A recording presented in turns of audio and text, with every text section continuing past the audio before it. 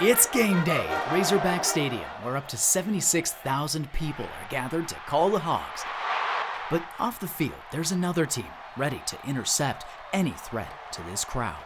Let's do a good sweep here. Meet the University of Arkansas Police Department's K-9 division. There's Ricky, the only drug detection dog that UAPD knows of in the state that's trained to sniff out fentanyl. Faye, a former community outreach dog. No bombs there. Now an explosives expert. They none there. Hey, come on, let's look for the bombs.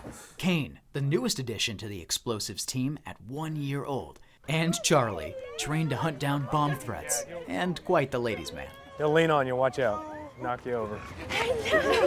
A friendly crew with a big responsibility that begins before the game at their weekly training. What we're going to do this morning is we're going to put out explosive odors for the explosive detection dogs and some narcotic odors for our narcotics dog. Jeff Shetler leads training for the department's K-9s. I'm open. For this exercise, he and the other handlers place over 20 kinds of real explosives and drugs around an area. The handlers know their dog better than anybody, so they're going to pick up on whether or not they believe their dog is in odor. And if they're able to find where that odor is coming from within 20 minutes, Way to go, Faye!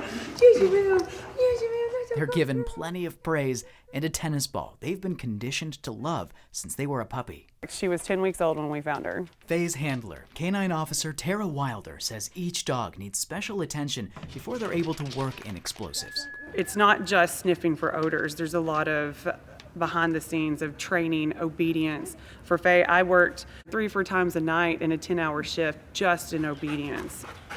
These guys got these dogs pretty much as puppies, and they have brought them along to the point they're at now.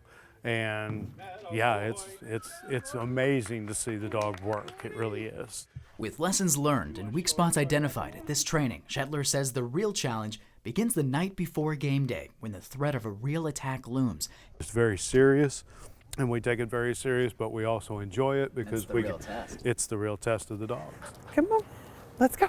That's a good girl. And a test of the dog's handler. Her distraction level, extremely high, and I have to find a way to refocus her. Find it. With the location of any explosives unknown to Faye and Wilder, they need to rely on each other. Is she working? Is she taking in the odors?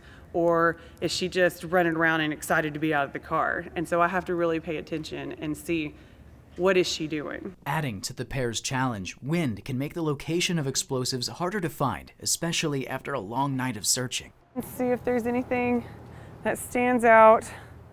So I like looking kind of up here. You can see if there's a bag or a package.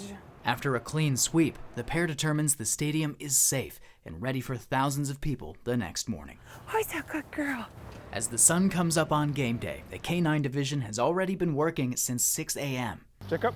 Officer Trevor Mitchell and Charlie make sure that the only suspicious thing getting near the stadium is a golf cart struggling under the weight of one too many mascots. So far I've checked tractor trailers to buses to box trucks, passenger vehicles. After a brief detour to allow Charlie to greet the cheerleaders, Hey, come on. the team conducts another sweep of the field. Find it? While fans begin to arrive. Meanwhile, Wilder and Faye watch to make sure the stadium they secured last night stays that way. The faculty, the staff, the students, visitors coming to the game, every single one of us understands how important what we're doing is. Work that may not get as much attention as the players on the field, but for these Razorbacks, that only means another successful week. Good boy. All right, thank y'all. Good job, Charlie. Perry Eliadorani, Fox 24 News.